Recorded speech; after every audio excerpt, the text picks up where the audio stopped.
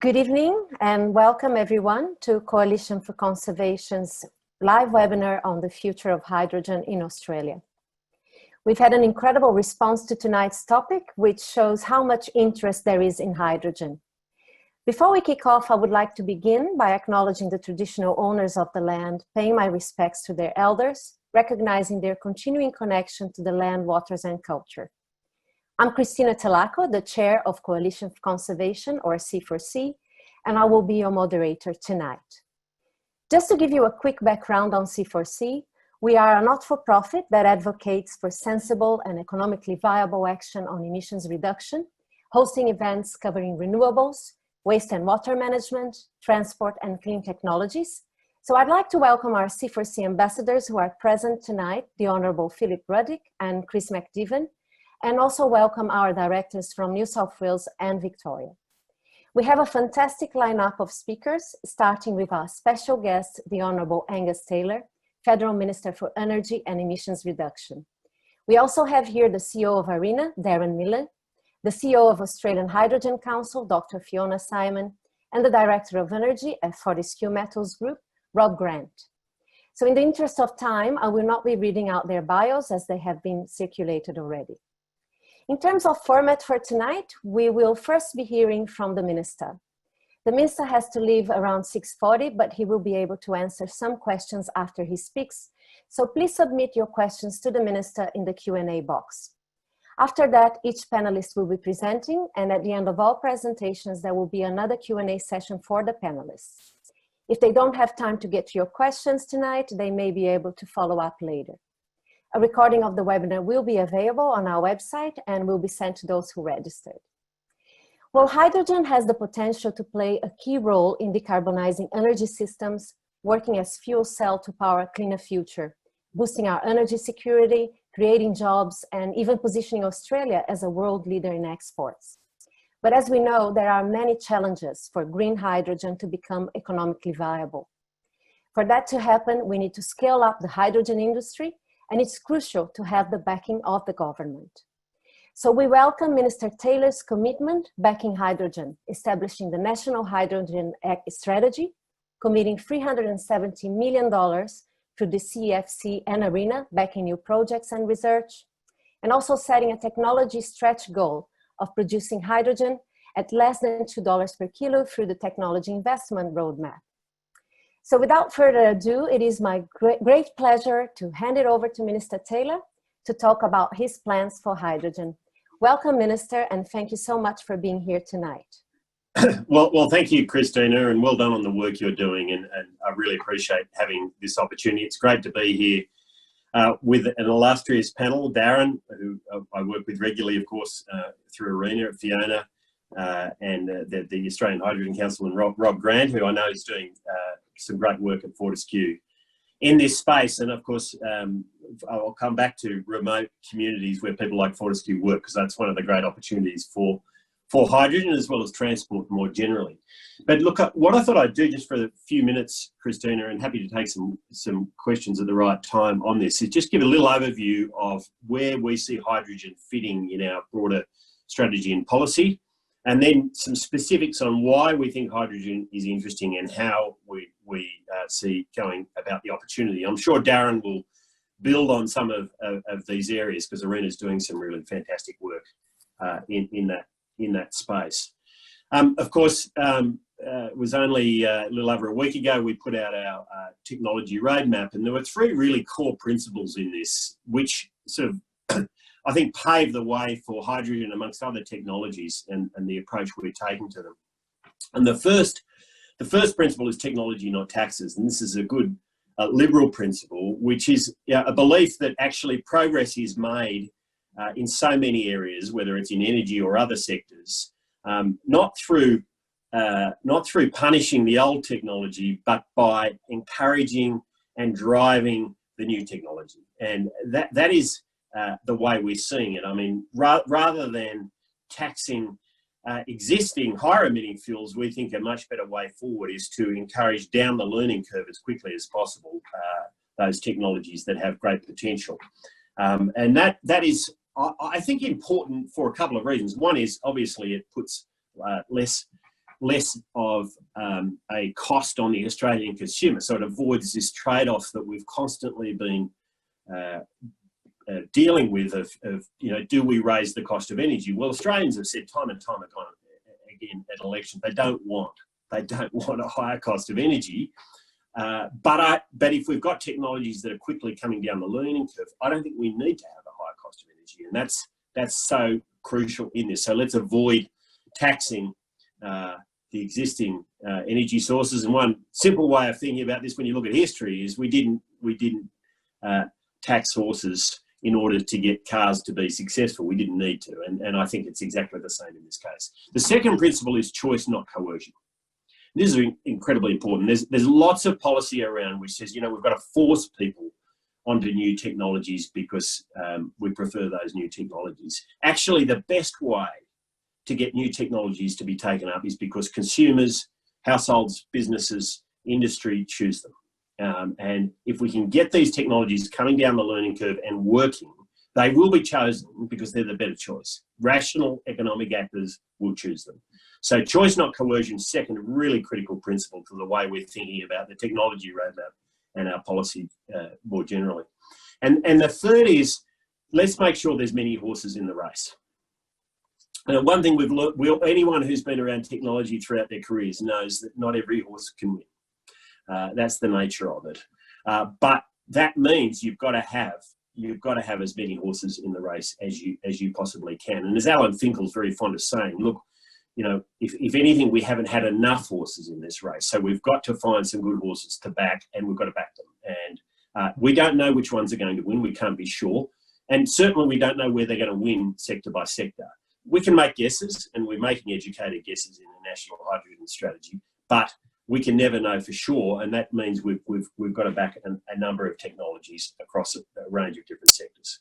So then turning to hydrogen specifically, I think there's at least 4 good reasons to really love hydrogen in terms of its potential. You know, that potential hasn't all been realised, that's for sure, but there's good reason to like it for its potential. The first is that it's a storable, transportable, on-demand energy source. And if we're going to solve this problem, we need those. We absolutely need those. So we have an increasing amount of intermittency in our electricity grid. Every day I'm dealing with the issues we have to deal with on that. But what's great about hydrogen is it is a storable energy source. Now, storage used to be free. We used to consider, you know, if you think about it, the coal stockpile out the back was storage. That was the way we stored in a higher emitting world. But it is becoming much more of a challenge. And so what is really interesting about hydrogen is it's a way of storing energy, just as pump hydro is a way of storing energy as well. It is and batteries, of course. It is a really interesting source, means of storing energy, and it's relatively low cost once it's been created. The cost is in the production, but to store it once you have it is relatively low cost. Much higher cost at this point. This will probably change over time, say for lithium batteries. And storable, transportable, on-demand energy sources, you know, enormous potential for electricity. Early on, we think the biggest opportunities will be in remote areas because the price points, the cost of producing reliable, affordable power in those areas is a bigger challenge. And so, you know, that's why we think some of the work that Fortescue, I know, is starting to do, and others in these remote areas is really interesting. We have a microgrids program which we're advancing, which is looking at how we do R&D effectively, but using remote communities as an opportunity to do that. Often that'll be replacing diesel, is the natural way to do that. The price point there is much higher for the cost of hydrogen. It could be $10, $12 rather than, as I'll mention in a moment, much lower price if you're trying to compete with methane. The second reason to really like hydrogen is that it has potential not just as a pure energy source, but as an industrial feedstock. And this is very important because we already have a hydrogen industry in this country and around the world. We already have it. It's very important to understand this. So we produce hydrogen now, particularly for fertilizer, is probably best known application. It's not the only one, but it's a very important one. Right now, it is made from mostly from methane, from natural gas. That is an important industry that already exists. So any farmer that's using nitrogen fertilizer is effectively buying from that hydrogen supply chain, and that's a very, very important existing use of hydrogen as an industrial feedstock, which we already use. Now, there's obviously potential to decarbonise that, so that's using methane. The opportunity is to migrate over time to do that from renewable energy sources. The third reason to like it is that it has potential to be low cost in Australia, and of course, you know, there's proposals starting to emerge. It's early days yet for production of hydrogen in areas where there's very high levels of solar radiation, in particular, and you know, there's particularly interesting opportunities. You know, one of the reasons why it may be particularly interesting in these sort of remote mining sites is very often they're also sites where there's good solar radiation, and that, of course, then reduces the cost of producing the hydrogen. The fourth reason I think it's interesting is that there's a migration path to low emissions in Australia, and Australia is particularly well suited to this. So we already produce hydrogen. It's a pretty simple chemical process, really. Fiona might say it's more complicated than I'm making it out to be, but it's at least the basic chemistry of it's not too overly complicated. We do it from methane, but there's potential to migrate. And this is one of the nice things. This is not 0-1. You can migrate over time. We can, you know, certify a falling level of emissions in the hydrogen or ammonia that's produced. And as you use less gas, more renewables, then you have the potential to drive this sort of migration path, and that will become more natural as the cost of hydrogen comes down. Which leads me to how we're going to do all this. Well, you know, the National Hydrogen Strategy is really the centrepiece in this. We put this through COAG late last year. It was unanimous. Alan Finkel led the work. He's now leading the technology panel for the roadmap work we are doing. He did a fantastic piece of work on the National Hydrogen Strategy. I really encourage people to read it. Look, there's a long way to go on this. I'm sure there's lots of issues in that to debate, but what it did is it really did a fantastic job of beating the blank page and saying, here's how we think about this. There is great opportunity here, not just for domestic emissions reduction, but for an export industry, and importantly, and this is absolutely crucial, when you look at countries like India and China, if they are to decarbonise, they have to have access to technologies that don't weaken their economies, where the economics work. And hydrogen obviously has great potential in that area. So the National Hydrogen Strategy is critical. It talks about certification processes, creation of hubs, the migration process over time. All of those issues are canvassed. As I say, there's lots of work to do in there, and we're continuing to do that work, but it's a really crucial piece of work. Coming out of that, we set a very explicit target. And this is how you know, we're thinking about technologies as a government, you know, whether it's hydrogen or other technologies, which is to get H2 to under 2. What that means, H2, hydrogen obviously, to under $2 a kilogram.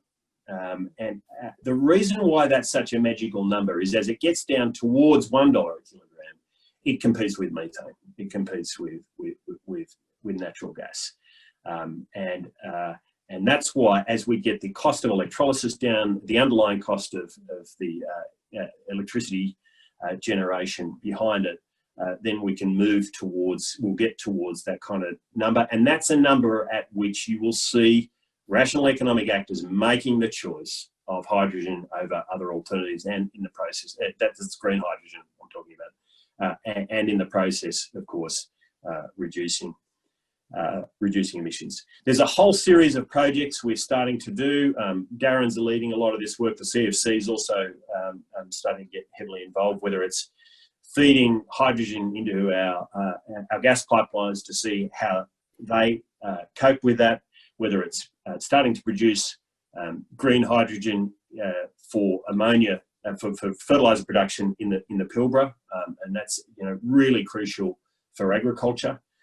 You know, fantastic opportunities in agriculture in going down that path, whether it's the work the CSIRO is doing in transporting hydrogen. So there's a big debate about whether we should transport it. And if we do transport it, in what form? Should it be liquefied in the same way we liquefy LNG? We know a lot about how to do that from our experience with LNG. Or should indeed we turn it to ammonia? And CSIRO has done a great deal of work on technologies that can deal with ammonia. And ammonia is something we transport now. We know it very well. All of this, you know, how puts Australia in a very strong position. And it's interesting, as I get around the world and talk to ministers in other countries, the hydrogen discussion is probably the most engaging discussion I have with them. It's a technology everyone knows has enormous potential. They also know that Australia is playing and will continue to and is likely to play a very important role in it. So it's a crucial issue for Australia. It's one, you know, we've been an energy superpower for many, many years. We've, in recent years, grown the fastest. We've, in a period of about 10 years, grown the largest LNG export sector in the world. We know how to do energy, and hydrogen is a natural next energy source for us to participate in. There's a great deal of work to do in it. I would strongly encourage those interested in R&D and investment, and it'll migrate over time from R&D to investment as these things do, to really get involved. I think this is a really brilliant opportunity for Australia and very, very important for the world. Stop there, Christine. Happy to take questions at the appropriate time. Thank you very much, Minister. As expected, there are many questions. I'll just allude to 3 points that you made, which I think were very good and very important. One, technology, not taxes. Choice, not coercion. Make sure we have as many horses in the race. And you also mentioned the existing market for hydrogen. Just to illustrate for people who don't know, in 2018, that market amounted to $150 billion on sales. So there's a huge opportunity there. And we know that Korea and Japan need hydrogen, and a lot of countries do. The problem is actually reducing the cost of green hydrogen to below that point of $2 to make it viable. So it's critical to have the government, you know, implementing and having actually a good, steady road for hydrogen in the country. So we thank you for that. And I should go straight to questions now. There's quite a few here on the pipeline. And some people actually submitted questions earlier during the day. One of them, I think you have already answered, but I'll go on that again just so that this person gets a straight reply. But it's the question of carbon price.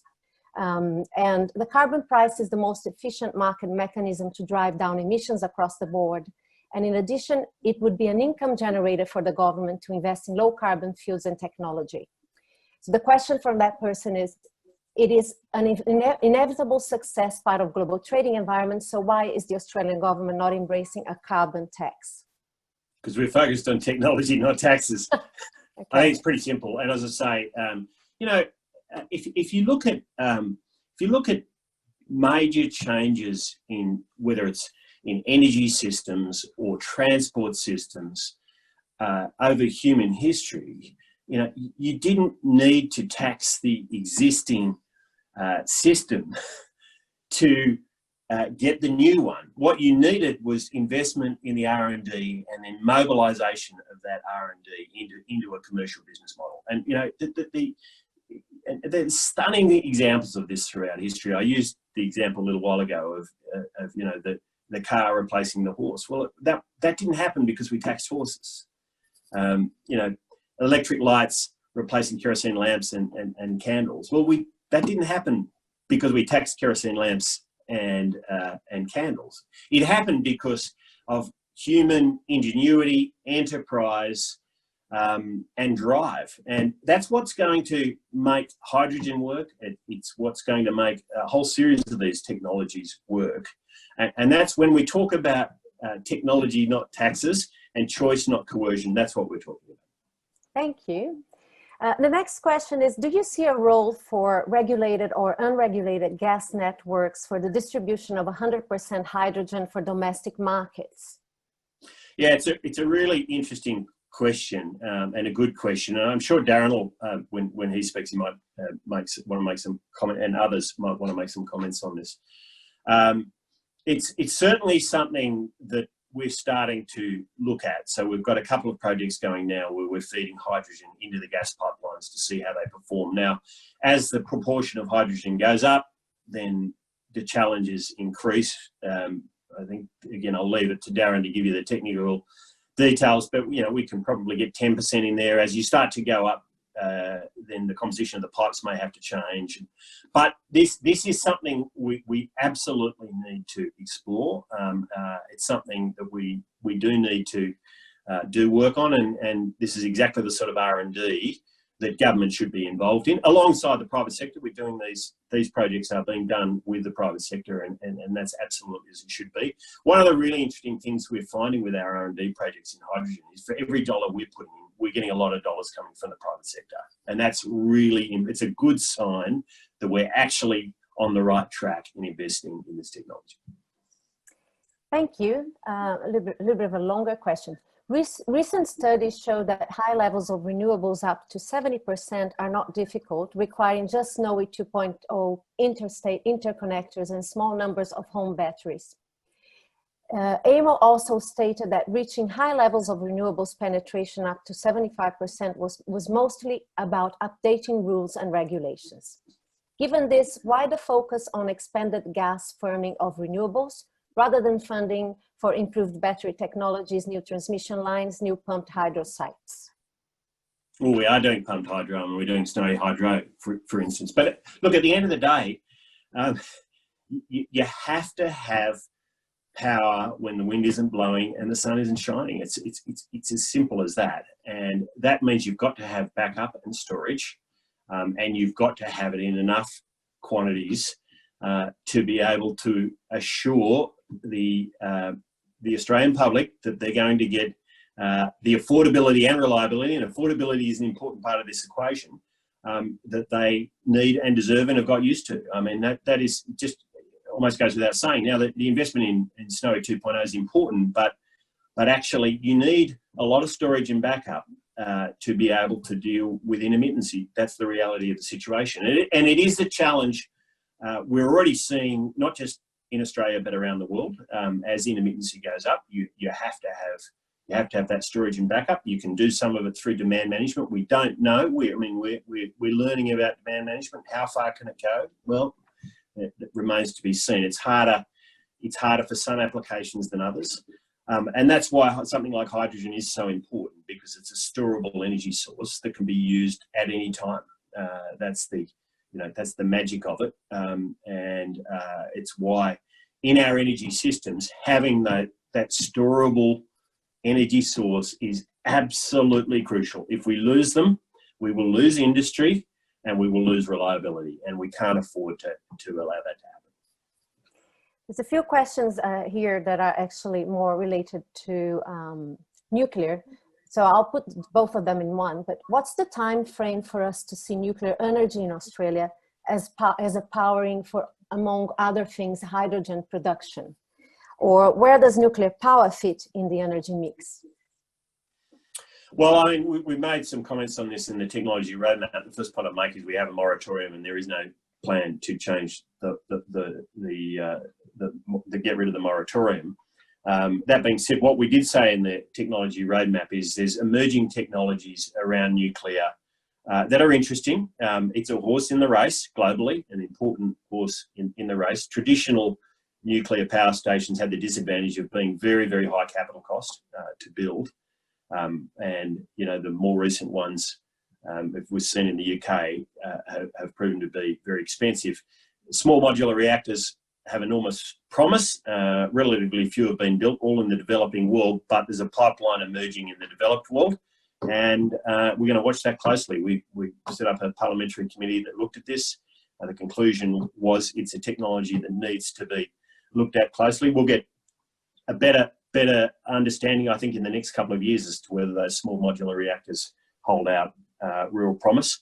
But at the end of the day, to get rid of the moratorium, you would, and to ultimately build a nuclear power station, you would you would have to have bipartisan support. And so there's a question there for the Labor Party as to what their position is on all of this.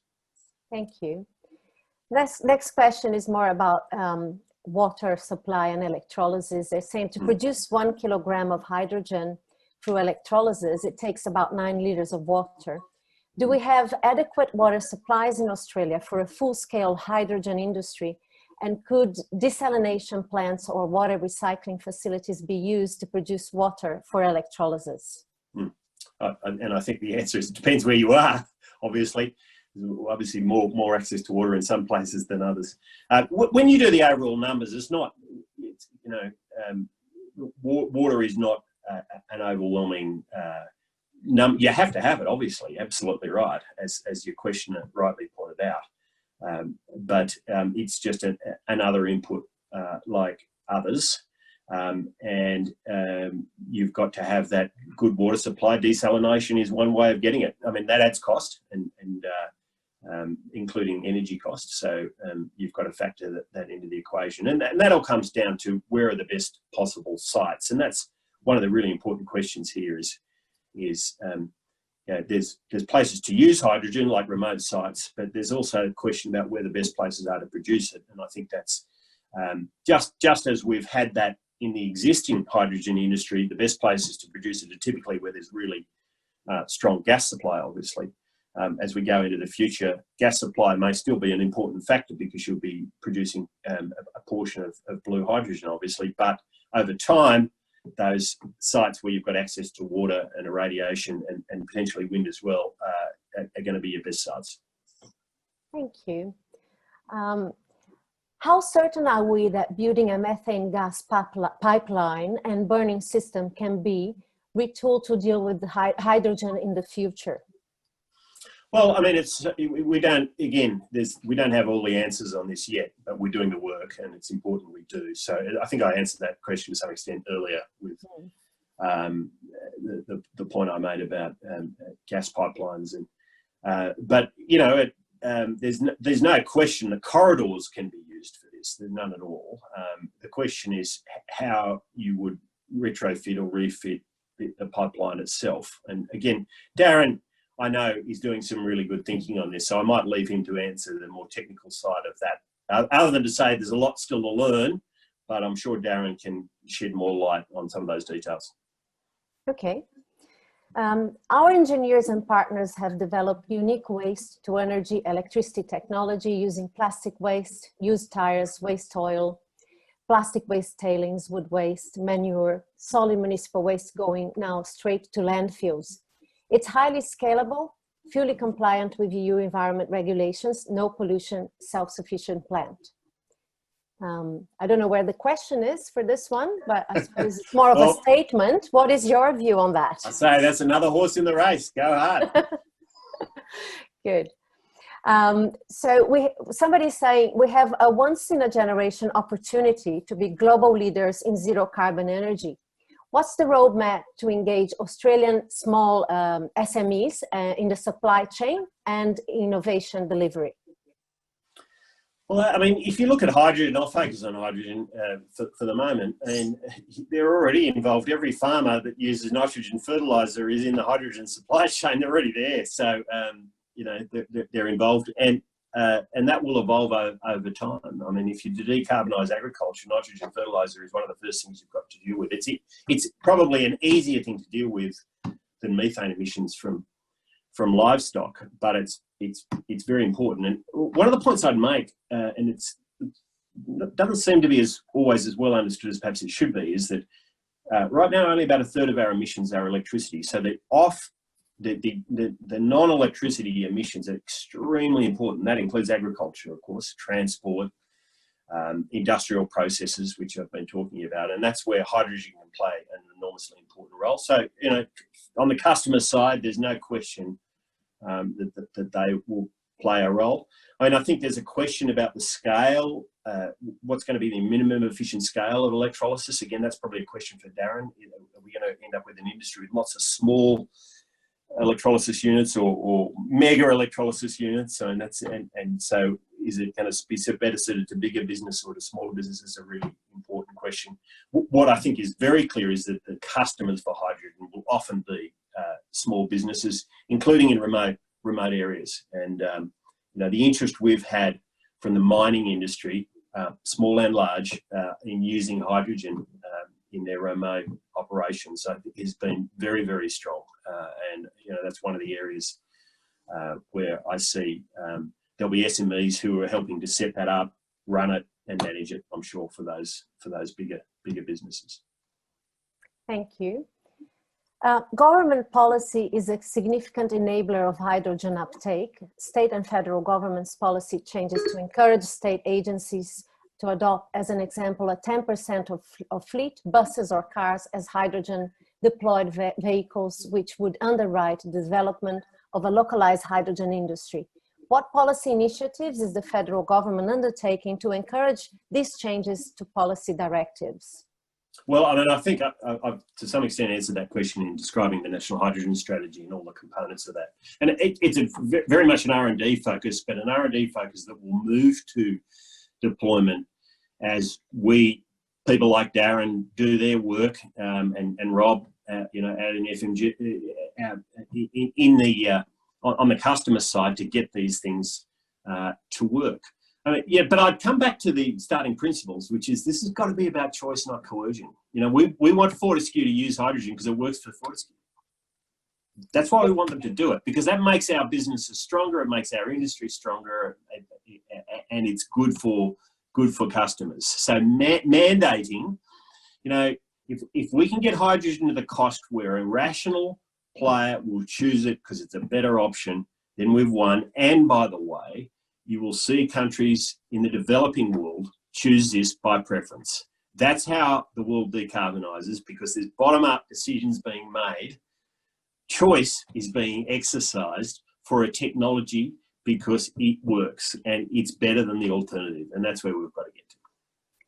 Thank you. There's an interesting one on IP here. It's exciting to talk about our technology and investment into hydrogen and new energy. Only concern is how will our government ensure our discovered and founded technology doesn't get stolen or brought by another country, hence missing out on return of investment and jobs for Australians? Yeah, it's a good question, because I mean, and I'm sure, I suspect that questioner is reflecting on some of the experiences in the solar sector where we developed some extraordinary IP. Places like the University of New South Wales played, an incredible role in developing IP, and it's not clear that we've always capitalised on that. Again, Darren will have a view on that, and I think as a country, this has not always been our best, has it? We're incredible inventors.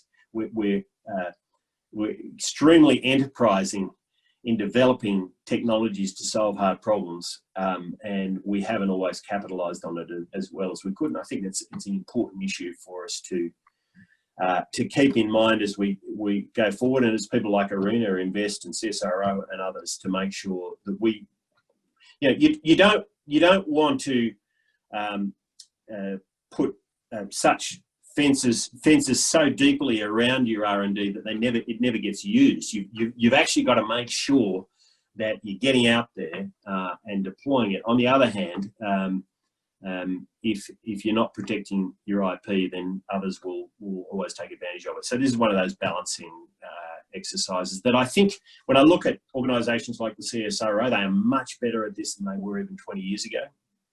And I saw that changing in my time before I entered politics, and they were a client of mine, and I saw them getting better and better at this, and I think they continue to.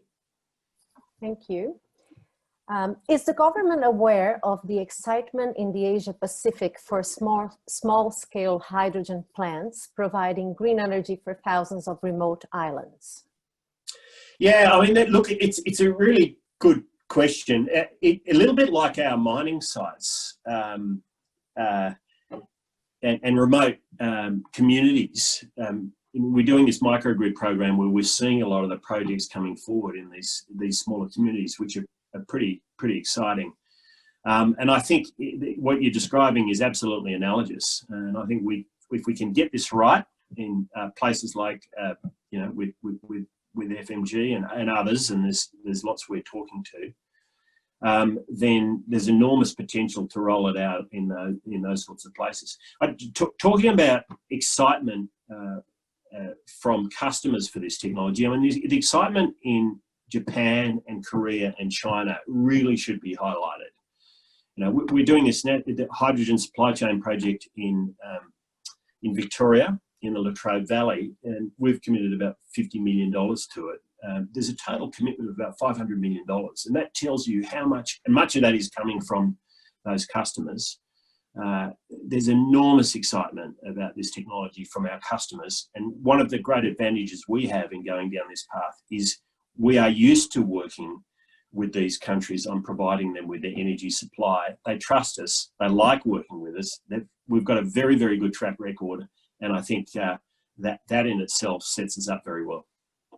Thank you.